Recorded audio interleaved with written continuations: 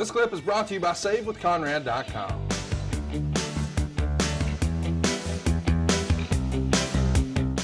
But Jody Hamilton, knew him very well. you know, I wasn't alive when he was really doing his thing in the ring, but I've been able to go back and see some stuff and see some promos, and he's one of the great characters, one of the great talkers of the wrestling industry, and then had quite a legacy at the power plant. And I know a lot of guys just assume that, well, the power plant was just Chuck Palumbo, and, you know, okay, listen, all that's true. They cranked out a lot of late WCW guys, but DDP came through there, and Kevin Nash, you know, is going to go ahead and credit Jody Hamilton for a lot of his early development, and Goldberg, and on and on. And Canyon was there all the time. And there are a lot of great wrestlers who went through there, and he was helping people. Even recently, I heard that he would have phone calls with guys and sort of help them in their career just in the last few years. So it's pretty remarkable, the legacy that he leaves, that really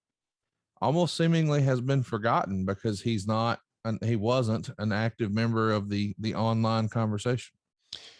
He made a very big name for himself before the internet, obviously. Yeah.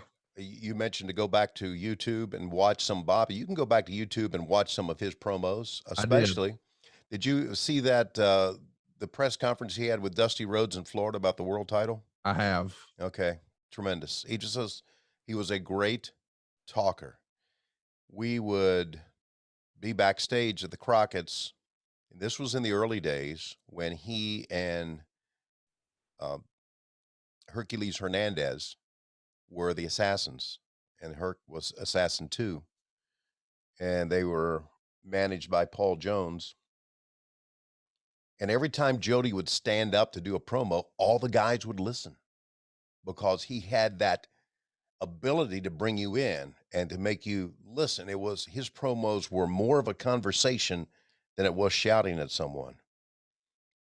And he stood up one time and did a promo, and he was a heel, but he did a promo about the Koloffs for some reason. And he said, no commie waving, flag waving is going to tell me what to do in this country. And I remember Ivan and Nikita looked at each other, and after we went to black, Nikita said, damn, that was good, buddy. That was some good stuff.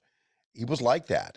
He approached me right after WCW went down, and I moved on to WSB radio, and you could hear me in the Atlanta market on the radio.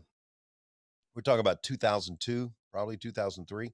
He contacted me and he said, do you have time to get lunch? And I said, yeah. So we had lunch near the radio station, and he pitched for he and I doing a radio show about wrestling. Wow.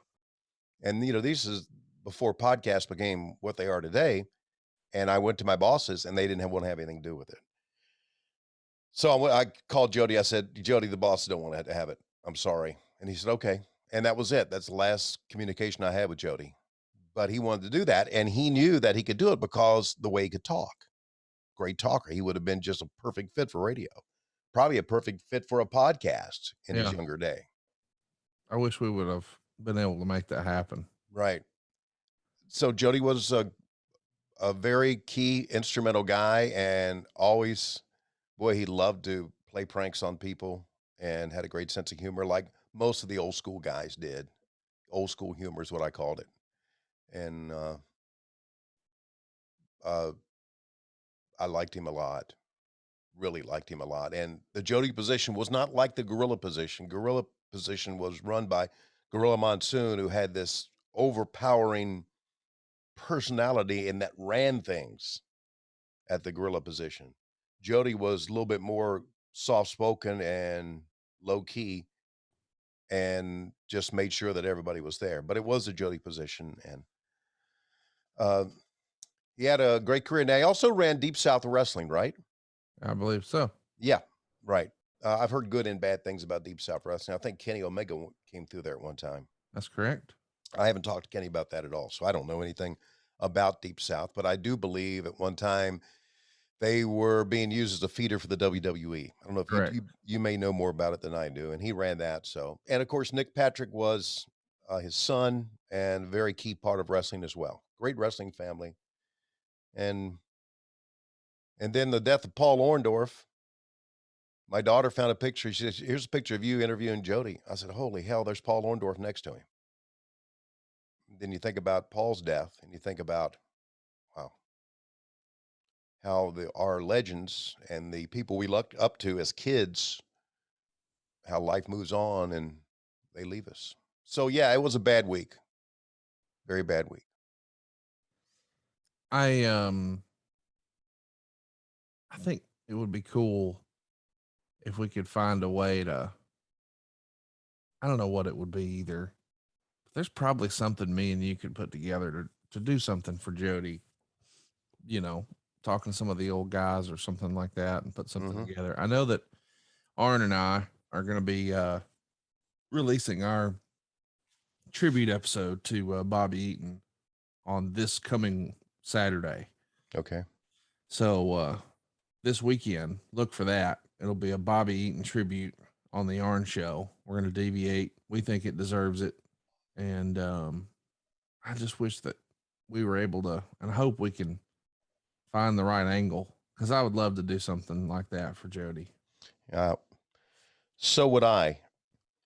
Bobby and Arn were very close. Yeah. So that's perfect for his podcast to do that. And I'd like to find some people who are close to Jody and be able to talk to him. I don't know if Nick would be willing to talk to him about him or not. But it might be too soon. Yeah. I thought the same thing, but I felt like, man, maybe we should maybe not do that like right away. Right. Just thinking out loud. Sure. Man, I got to tell you, it was a weird week, you know, when you saw, you know, Jody and then Burt Prentice, and it feels like right behind it. And I know that old thing, death comes in threes, but yeah, golly, dude, that just feels like a lot in a freaking 48-hour period. Yeah, that was a lot. Tough, man. Yeah. Well, listen, the thing we're going to be doing today is doing a silly watch along for World Championship Wrestling from August 9th, 1986. Hey, it's Conrad Thompson. Thanks for checking out the podcast here on YouTube. Be sure to hit the subscribe button and the notifications bell so you get a notice anytime we upload some new content. And go save yourself some money right now. If you're in a 30-year loan or you have credit card debt, it's not a matter of if I can save you money. It's a matter of how much. Find out right now for free at SaveWithConrad.com.